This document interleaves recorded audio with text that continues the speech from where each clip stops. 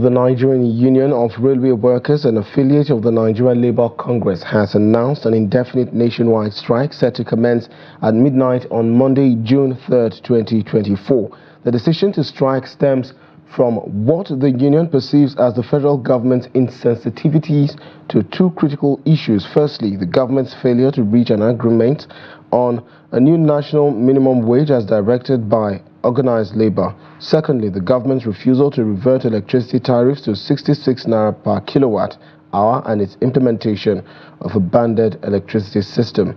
According to Francis Igbokwe, the Secretary General of the Nigerian Union of Railway Workers, the federal government did not meet their demands for a minimum wage by the end of May 2024, as previously agreed upon. Furthermore, the union strongly opposes the recent increase in electricity tariffs from 66 naira per kilowatt to 225 naira per kilowatt hour, as well as the categorization of electricity into different bands. In a notice issued over the weekend, Igbokwe called on the railway management to ensure the protection of all critical equipment and cooperation property during the strike.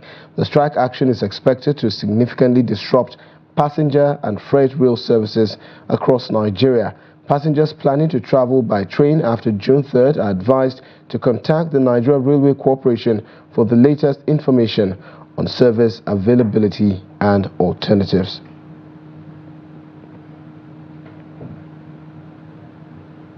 And joining us now via telephone to discuss this development is Mukhtar Suleiman. He is a public affairs analyst and joins us all the way from Umahia, Abia State. Welcome to the News Hour, Mukhtar. It's seeming like Nigerians have now been caught between the proverbial lion and the deep blue sea. Can you walk me through your initial thoughts and perspectives when you heard that the government and the organized labor have refused to find common ground with regards to the new national minimum wage?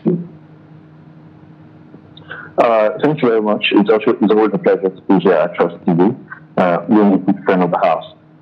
Actually, the conversation around minimum wage is kind of like a touchy-feely subject because we're looking at things and we're wondering why it is, on one hand, you're hearing this exorbitant amount of money that some public offices are embezzling, and yet, on the other hand, the government is saying that there's no money to fund, to pay certain amounts of money for minimum wage because of the high rates of inflation and the skyrocketing, their prices have skyrocketed.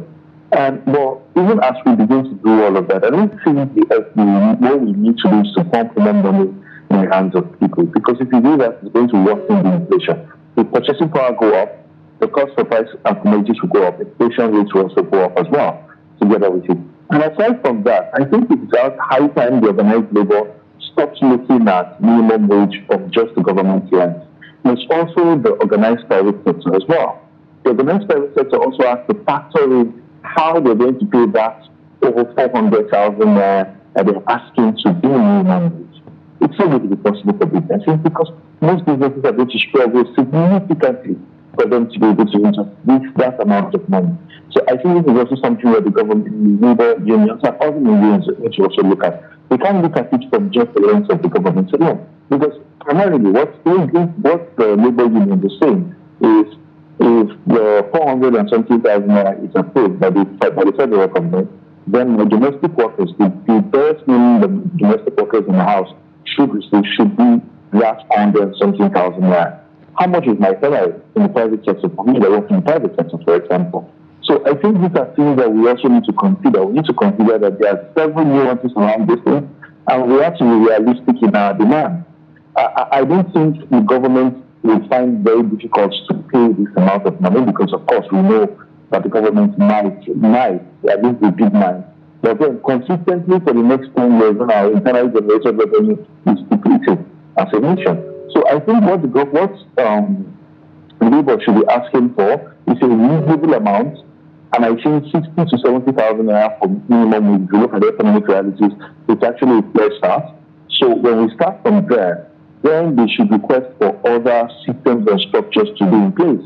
For example, there should be a good intra-city transport network. Beyond reducing the price for electricity tariff, it is high time we have stable power in this country. What can the government do to ensure this? Let's do the finance. What can be our quick wins between now and December? Let's spread power, stable power the same way telecommunications spread across Nigeria. I mean, the EPSI, the electric sector power, the electricity power sector reform act that was signed into law by President Bola Tinubu last year actually provides for states to set up their regulatory agencies and also begin to generate their own power. I mean, states like the Abba power plant is already doing that. Yes, but Abia states, for example, which is ensuring that there's stable power there. So I think this is something similar that we can do as a country and begin to do this thing. And these are the kind of places that Labour should actually have a very strong role. Indeed, but Mukhtar, then again, the NLC president on his May Day address mentioned that they cannot guarantee industrial harmony after May 29th. This warning was given, within ample time for the federal government to do what was necessary. Yes, understandable. The organized labor may look to be somewhat overreaching the top with, of course, the minimum wage figure that they've given. But then again, they've also accused the federal government of being insensitive to the plight of majority of Nigerians. Would you say that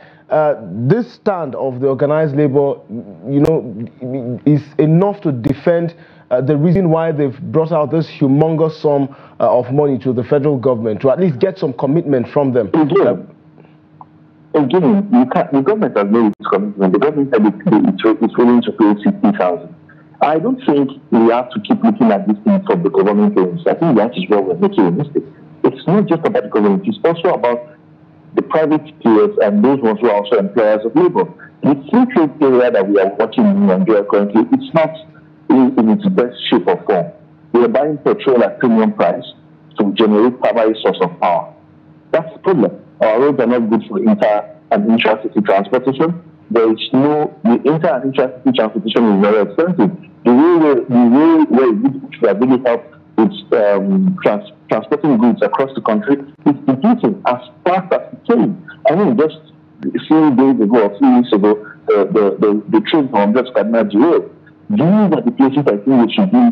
These are the places that the organized labor can step on the jugular of the government and say, fix this thing, fix that, and there will be a ripple effect in the economy. But if we go and say we want to demand for more money in the hands of people, we are going to be doing more harm to the economy than good. It's simple economics. I'm not an economist to actually speak to it, but I know that from secondary school economics, this is how inflation is. If there's so much money in the hands of the citizen, it's going to lead to high purchasing power. If there's a high purchasing power, there will be increase in goods and services. All right. So I think these are the things that got the organized labor. I don't think that the organized labor is they're not fighting a good fight. I just think that their approach could be instead related a little bit more towards sustainable efforts as opposed to what they're doing right now. That is my position. All right. With regards to recent developments now, Mukhtar, we understand that the National Assembly leadership, with the inclusion of the Secretary of the Government of the Federation, are currently meeting with the organized labor. You're a communication strategist. Tell us what the optics is looking like, especially for Nigerians who are currently seeing these National Assembly members as probably some of the people who take home bumper pay and who should be, giving some of self-sacrifice in order to ensure that Nigerians have enough money and to sustain itself, of course. I agree. For the longest time, the politicians have always told us that there is a need for us to downsize in our spending. We will have to do a lot of adjustments of the people. But it is one thing for the politicians to be telling us that, another thing for them to be looking like they're local. So I think the government needs to also check itself as well. And I think the organized labor needs to, since the National Assembly and the senators are not doing their good job of due diligence to ensure that there is a lot of checks and balances for the executive arm of government, I think this is where the organized labor is going to come in to speak for the common man. This is why I said I don't think that their priorities are displayed. I just think that there are better ways that they could have approached these issues that would ensure that it's sustainable and long-term effect on Nigerians, as opposed to just requesting for more money in the hands of people. That's what I think. So now that we are having this meeting and this conversation, I think this also shows that the government is willing to negotiate. We've seen in the past where it was very difficult to get the government to come to the table. I mean, in the past administration, we saw ministers who walked away from meetings. The level of impunity from government was horrible. But we'll see the ratings of the more listening ear now. But whether the listening ear will translate to actions is something that we can debate as well. I don't think that this government has done really well in rolling out its policies. I think there are lots of lapses in how they've actually carried out some of the activities and the policies that they've rolled out. But telling us to adjust every single time is not a measure in any way. So I think the government can do better. I also think that the organized labor should also understand that even 100K, I think it's too much money we have in circulation because again, if I'm going to have to pay even my 100,000 in my house as minimum wage, because I make it a point of responsibility to ensure I pay minimum wage to my domestic staff. So if I have to pay my domestic staff 100,000 naira, how much then is the left of my salary for me to use for myself as well? Because that will then become the standard and the barest minimum I'm supposed to actually pay for her to actually based on the law of the country. So how many percent of our salary increase will I also get from my organization? So all of these things need to be things that we need to also compare. We have to consider the whole instead of the part because this is the system. So we have to also consider the organized private sector as much as the country in the government. And I look at it just only from the lens of the government as well. All right, Mukhtar Suleiman, Public Affairs Analyst, joining us all the way from Umuahia in Abia State. Thank you so much for the perspectives. And of course, definitely, we hope that the meeting with the organized labor and the National Assembly members will yield a fruitful result. Do have a good evening.